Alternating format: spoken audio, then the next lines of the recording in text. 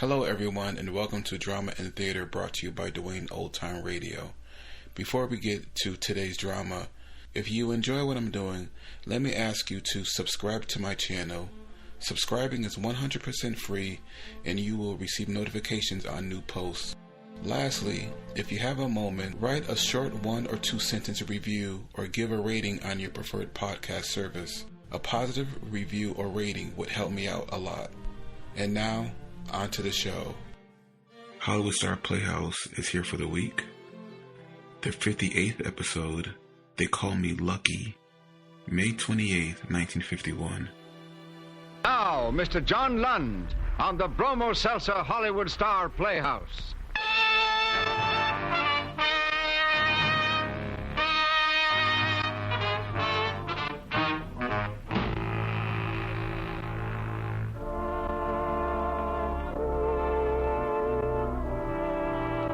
Bromo Seltzer presents Hollywood Star Playhouse. Tales of suspense, thrills, adventure by Hollywood's finest writers with Hollywood's top stars. Portions of this program are transcribed and is brought to you by Bromo Seltzer, the fast, effective headache help which reminds you to... Fight headache 3 ways.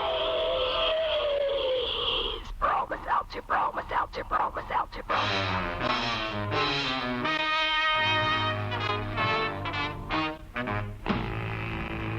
Good evening, ladies and gentlemen.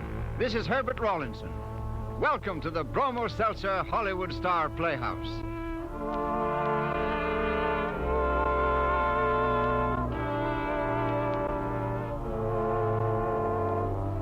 Are you lucky, or do you feel sorry for yourself every time you hear of someone who is lucky enough to win a lot of money? A whole lot of money. Well, maybe you'll change your mind about such things when you meet Eddie White, as portrayed by Mr. John Lund in They Call Me Lucky.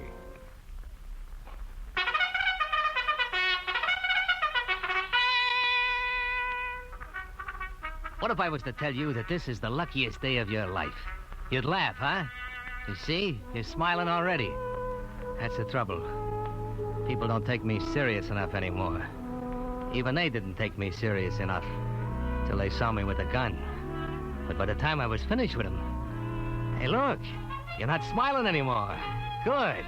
Now you're ready to listen, to find out why this is the luckiest day of your life. But first, you want to know how come they call me lucky? Well, it started a few years ago. At that time, I had no more idea that I could be lucky than you have now. Less even. You see, I was running a little hot shop back east. When all of a sudden, one morning, he walked into my place. Hello. Lucky? What's the matter? Can't you even read? The name is right out there in the window. Eddie White. Oh, I can read, all right. In 5 languages I can read. Picked it up in my travels, you know. Look, Mr. They call me Midge. Lucky? Well, Midge, I'm not interested in the story of your life. If you got something to hock, get down to business. Otherwise, travel some more. Oh, sure, I got something to hock. In a way. In what way? Because if you're trying to work me for a touch... Oh, no, it's strictly business. Well, then come to the point. Okay. Ever before see one of these? Some kind of a ticket. The kind that can win you $100,000, maybe. Maybe is right. Come on, get out of here. I don't gamble. Don't you? Every hour of the day. Every day of your life you gamble, and you win. Oh, I do, huh? Sure, it's a gamble every time that door opens. A gamble that somebody isn't coming in to hold you up, maybe kill you. It's a gamble every time you drive up to an intersection. Because how do you know some crazy driver won't smash into you, huh? Okay, philosopher, but I'm still not laying out the price of that ticket. Who's asking you to? Go on. Let's have the pitch. Well, you see, it's been days since I had a square meal. Or a place to flop. For $2. For $2, I'll make you fit the name Lucky. Yeah, I'll give you half interest in this ticket and let you hold it. Don't do me such favors. $1 then. No. Oh, but the ticket's worth $100,000. Oh, sure. Listen, I got a hunch about this ticket. I'm funny that way. Yeah, I'm laughing. But think how you'll feel if it does win. I'm too busy thinking how I'll feel when it doesn't. Oh, but for a measly $1. You don't understand. Me, I've been in this place 10, going on 11 years. You hear a lot of fancy stories running the hock shop. And at first, I fell for all of them. Yeah. But finally, I swore I'd never again be a sucker. So long. Yeah, but look. All right. All right, make it $50. Can't you get it through that thick skull of yours what I'm saying? It's the principle. Listen, another week and the race will be run. 50 cents for a chance to make $50,000. Lucky? Quit calling me lucky. Besides, if there was anything to it, would you trust me with the ticket? Oh, no. Why, I might keep the whole 100,000. Oh, not a chance, because the ticket's registered in my name. Oh? Yeah, that's right. You see, I'm the one that has to get the official notification. So you'll need me. And you're the one that'll have the ticket. So I'll need you. They don't pay off without the ticket? Money goes to charity, then. Well, how about it? How about it? Lucky? What you ought to call me is sucker.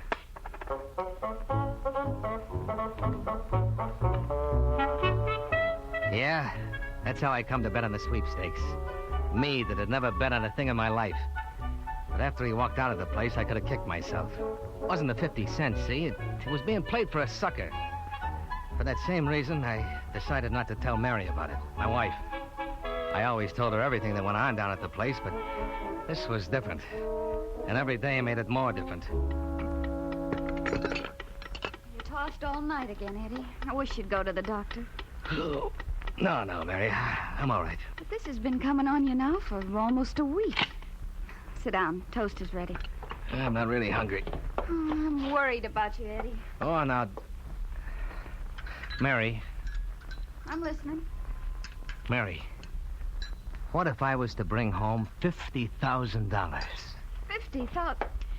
Eddie, don't go down to the store today. Take some time off, a rest, or... Don't look at me like that, Mary. I know I'm a big fool, but I'm not out of my head. Only thing that's wrong with me is today they run the sweepstakes. Sweepstakes? Yeah, you know, the big horse race. What's a horse race got to do with you, Eddie? Well, I wasn't going to tell you, but now that I got you so worried... Well, some bum sold me a half interest in the sweepstakes ticket for 50 cents. So? Well, it's kept growing on me. Kept getting worse and worse, until now I think about it all the time. I even dream about it. I can't understand what's happened to me. Don't laugh at me, Mary. I'm not laughing.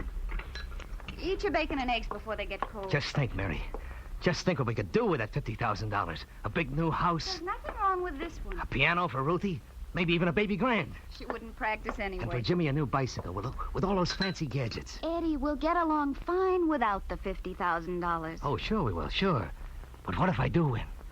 Please, Eddie, listen to me. You don't get it at all, do you? Look, soon as the race is over today, I'll be myself again. It's the suspense. All right, Eddie. Now eat your breakfast. Just as soon as I've shown you the ticket. You see, this fella... Mary, What? the ticket. I had it folded up in my watch pocket. It's gone. Somebody stole the ticket. For heaven's sake, Eddie, control yourself. Control myself? What you don't know is no ticket, no money. I gotta find a ticket. Eddie, come back here. What? Don't you remember I put out your other suit this morning? Oh, of course. Quick, Mary. You didn't empty the pockets like you always do when you get ready to send my clothes to the cleaners. You didn't throw away the folded piece of paper in the watch pocket. Mary, answer me. No, I didn't throw it away. Then where is it? Well, don't just stand there. It might be worth $50,000. I'll go get it. But I hope and pray it isn't worth anything, Eddie. For your sake. For all our sakes.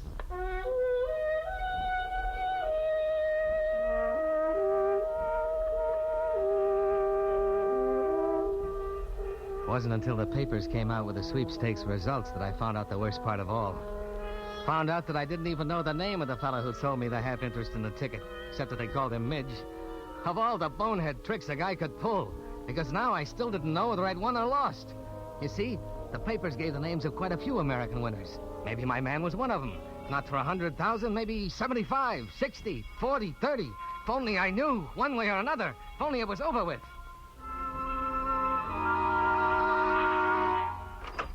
What?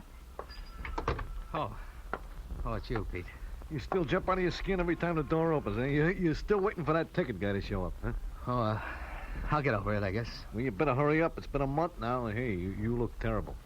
Yeah, I feel terrible, too. Can't figure you out at all, Eddie. Now, me, for instance, I've bought tickets for every sweepstakes that was ever run, but it don't affect my blood pressure one bit. Even though the only good I get out of them is just to keep them for souvenirs. I got quite a collection of these things. I got them stacked all over. Yeah.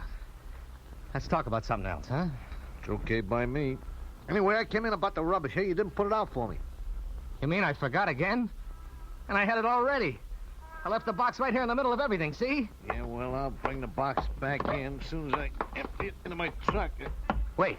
Huh? I made up my mind, Pete. What about? This ticket. Yeah? You see? I'm tearing it up and throwing it in the rubbish. Oh, that's good for you, Eddie. Now, it's finally over with. Finished. Pete, I feel better already.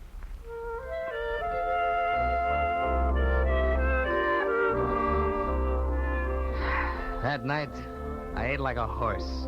I slept like a baby. Well, a week of that, a week without once thinking of what it'd be like to have a winning sweepstakes ticket, and I was myself again. And Mary, she was herself, too. Kids in bed? Sound asleep already. Oh, how'd things go today, Eddie? Oh, you know, as usual. How about you? As usual. You know, I've been sitting here thinking, it's such a long time since I took you anywhere. How about getting the girl next door to come in while we slip out to a movie, huh? If you want to, Eddie. But you don't have to, for my sake. I like just sitting like this. Me too. Mary. How long since I told you I love you? It doesn't matter, as long as I know you do. But I want you to know that I've never loved you more than, well, you know, since it happened. Let's not even talk about that, Eddie.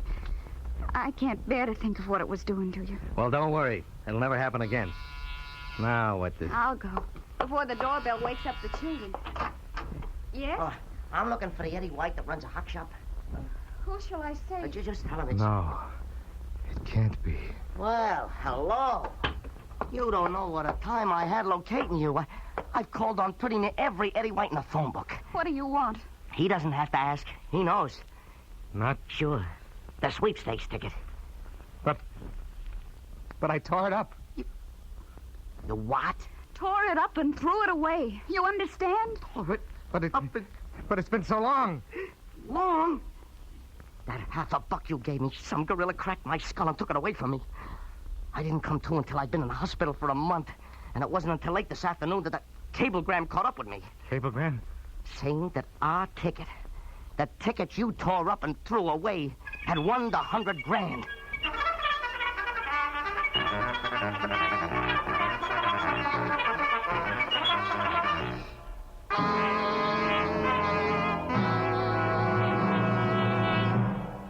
Bromo Seltzer, the fastest effervescent in the headache field, is bringing you Hollywood Star Playhouse. Tonight, starring Mr. John Lund in They Call Me Lucky. Fight headache 3 ways. Bromo Seltzer, Bromo Seltzer, Bromo Seltzer.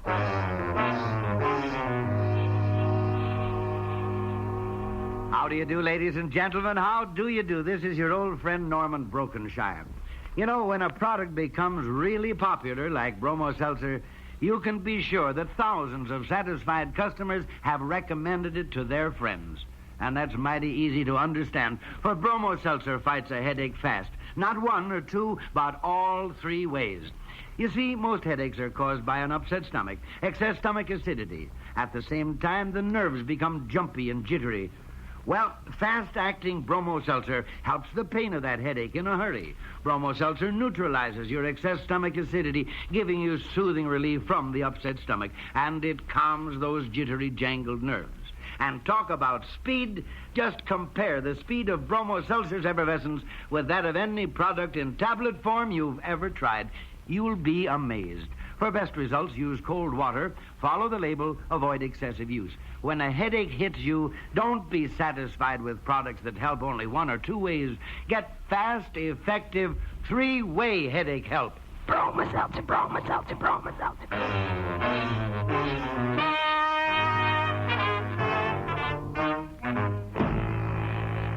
Now, Act 2 of They Call Me Lucky, starring Mr. John Lund.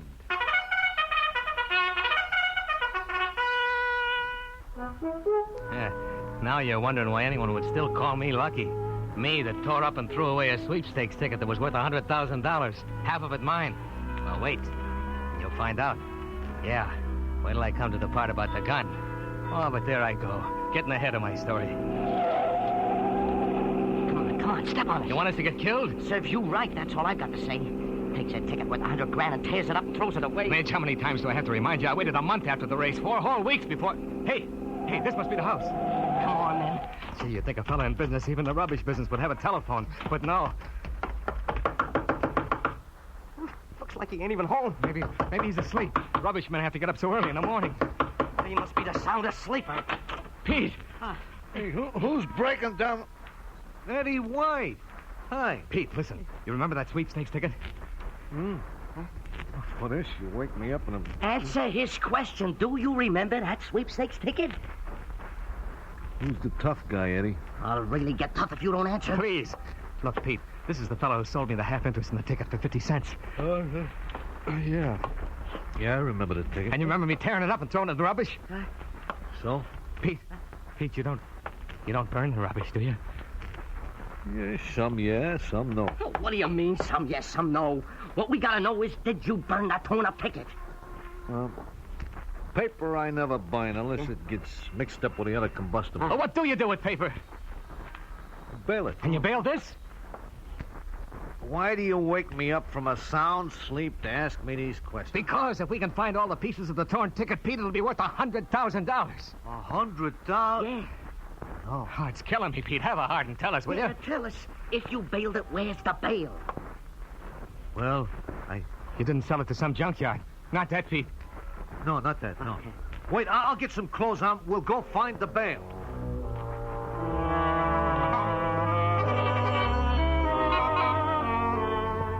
Pete took us to a shed that was piled as high as its corrugated roof with all kinds of junk. In one corner, next to a big press, stood 6 bales of paper. Pete took a pair of snippers and cut the wires on one of them. Then Midge and I started taking it apart, scrap by scrap. Pete! Huh? It's the wrong bale. What do you mean it's the wrong bail? Oh, we didn't find it, did we? Not even one scrap of the ticket. And we picked through the bail now twice. Pete, it's gotta be the wrong bale. But I tell you... You made a mistake, Pete. Don't stand there shaking your head. You made a mistake. Think, man, think. Well, If we find it, we'll... Yeah. We'll cut you in for $5,000. 10. $10,000. Yeah. Well, but I'm positive... Wait a minute. Yeah? You thought of something? Yeah, it could be the next one. Yeah, I bailed it just about the same time. Okay. Cut it open. Cut it open!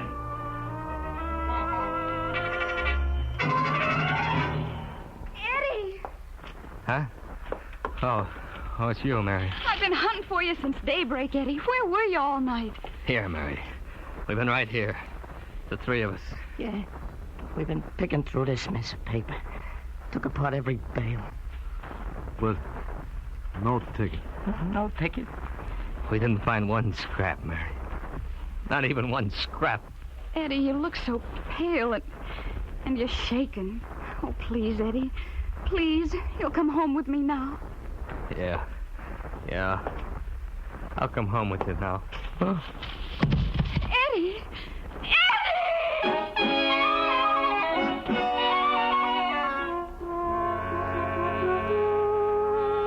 Well, they had me there in that hospital for 5 weeks. Me, that had never missed a day down at the hock shop in 10 going on 11 years. Yeah, 5 weeks of just laying in bed. Trying not to think about the $50,000. Is it too cold for you, Eddie? Because if it is, I could roll up the window. Huh? Such a nice day for you coming home. I heard Jimmy saying to Ruthie this morning that he knew all the time it wouldn't rain today because Daddy was getting out of the hospital. Mary. Yes, Eddie.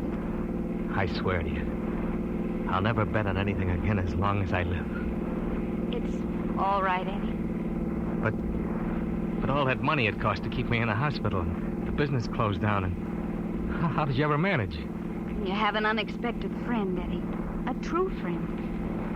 I have? He's been very good to us.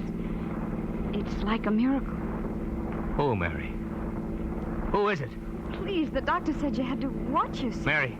Besides, the friend doesn't want me to tell you who he is, so you won't feel obligated. Mary, who is it? But we can take all the time we need to pay him back. Answer me, Mary. Eddie, Well, all right if you're going to get yourself so worked up. It's Pete, the rubbish man. Yeah? Yeah. You're not surprised? No. Now that I think of it, I'm not. Mary. Yes? Turn back. Take me to my friend. But, Eddie, the children are waiting to see you.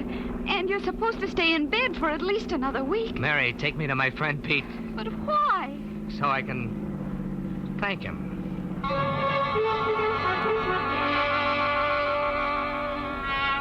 But Pete didn't live there anymore. He'd even sold his shed. So you see, I couldn't find him to thank him. Not that day, not that week, not that month. But sooner or later, I knew I'd find him. Sure I would, sure. All I had to do was keep looking. Mostly in racetracks, from one end of the country to the other.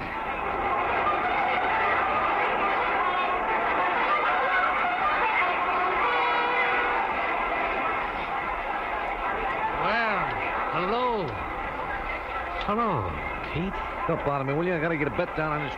Oh, Eddie White. Yeah. Step over here where we can talk. Well, yeah. What are you doing in California, Eddie? Yes.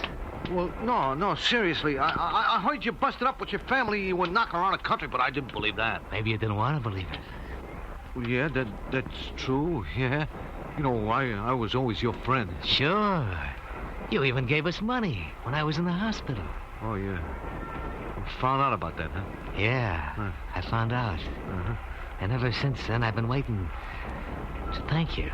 Oh, that's all right, Eddie. I'm waiting to ask you, Pete. How come you were such a good friend all of a sudden? Well, Hey, look, Eddie, you wait here, will you? I'll go put my bet down, then I'll come back. Now, Pete. First, you gotta answer me. How come you were such a good friend all of a sudden? Hey, look, I felt sorry for you. Hey, please, you're hurting my arm. Why did you feel that sorry? Was it your fault I couldn't find the torn-up ticket? Hey, Eddie, well, what are you asking such crazy questions? You know the answer to that. Sure I do. Sure. But I want to hear your answer. Hey, Eddie, my arm. Another question, Pete. Where did you get all that money all of a sudden? It wasn't so much. I don't mean only what you gave us. Right at that time, too, you quit your business. You retired. Well? There was an uncle died, a rich uncle. Oh, you'd have to be an awful rich uncle, Pete. The way I figure it, you came into $50,000. $50,000? Oh, no, you're wrong, Eddie. You're all wrong. I bet that same uncle left Midge $50,000 at the same time. Or could it be that the two of you found the pieces of that sweepstakes ticket? No, Eddie, where can we find them? Well, you yourself, you went through the whole 6 bales. Sure I did, sure. But I'd forgot something you told me once. That the only goods you ever got out of sweepstakes tickets was as souvenirs. Hey, Eddie, will you... You had it all the time, Pete. You needed Midge, but you didn't need me. So as soon as I was out of the way, the two of you took the souvenir and collected the $100,000. No, Eddie, no. I'm going to kill you, Pete, unless I get my share. The least I deserve is a 3-way split. 1/3 of $100,000, Pete, or I'll pay off in lead. No, all the mission we have left is $2, Eddie. Just $2 to put on a horse in this race. I swear to you. Hey, Pete. There you are. I couldn't imagine what was keeping me. Oh. Hello, Midge. Hey, what goes, huh? Hi, Midge. Hey, what do you know? Eddie here, he's got the crazy idea to... Grab his gun! Oh, no, you don't. No, you don't.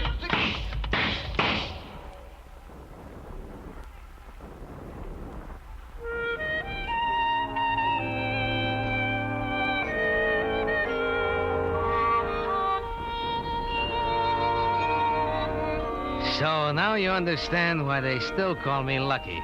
You see, I shot them both, but not fatal. Because if it had been fatal, well, would I be out of the pen so soon?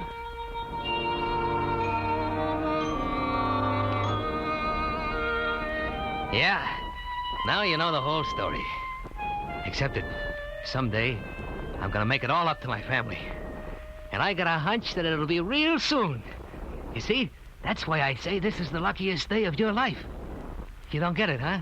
Well, It's been days since I had a square meal or a place to flop. So, I'm gonna sell you a half interest in this sweepstakes ticket for $50. A chance to win $50,000 for 50 cents. It happened to me, it can happen to you. What do you say, Lucky?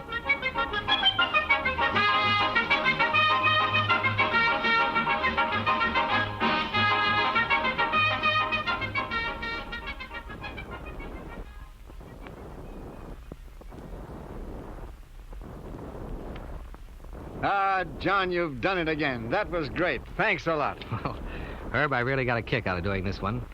And out of working again with Barbara Fuller, Sheldon Leonard, and Sidney Miller. Thanks, folks. Oh, and say, Herb, how would you like a chance to win $50,000? Thank you, John. No. In just a moment, I'm going to introduce Dean Stockwell, the star of next week's play. And now, here is Norman Brokenshire. Thank you very much, Herb. Say there, neighbor, when you want fast, effective three-way relief from a headache, take Bromo Seltzer. Yes, sir, Bromo Seltzer helps your headache not just one or two, but 3 ways. Now, here's the way it works. When you get a headache, if you'll notice, you'll probably have an upset stomach with it, caused by excess stomach acidity. Your nerves become jumpy and jangled, too. Well, now that's the time for Bromo Seltzer's speedy 3-way help. Because Bromo Seltzer goes to work at once, easing the pain of that headache. Bromo Seltzer soothes your upset stomach by neutralizing the excess acid in your stomach, and it calms those jittery, jangled nerves. As for speed, why, the very second you add water to a teaspoonful of Bromo Seltzer, it bubbles up so sparkling and refreshing, so ready to help your headache all 3 ways, right away. Bromo Seltzer is the fastest effervescent in the headache field. So don't let a headache make you miserable. Keep Bromo Seltzer handy at home and where you work.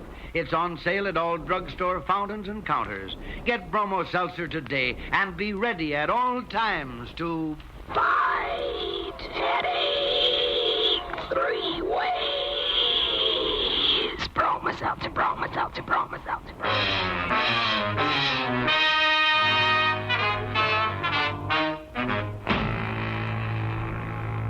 John Lund may now be seen in the Paramount production, The Mating Season. Paramount's current release is Appointment with Danger, starring Alan Ladd, Phyllis Calvert, and Jan Sterling. Tonight's play was written especially for Mr. Lund by Bernice Zim, with music composed and conducted by Jeff Alexander. The entire production was under the direction of Jack Johnstone. And now here is the star of next week's thrilling story on Hollywood Star Playhouse, Dean Stockwell. You read in the newspapers about kids getting caught by cops. Kids even charged with murder. And me, I always figured it could happen to some other guy. Now I know different. Now I know how it feels to get caught in the trap. Dean, you make the trap sound like a honey for next week, and thanks. On tonight's program, all characters and incidents were fictitious. Any similarity to actual characters or incidents is purely coincidental. Portions of this program were transcribed. And now this is Herbert Rawlinson saying goodnight for all of us here on the Hollywood Star Playhouse. And for Bromo Seltzer, the fast, effective headache help in the familiar blue bottle. Bromo Seltzer, Bromo Seltzer, Bromo Seltzer, Bromo Seltzer, Bromo Seltzer.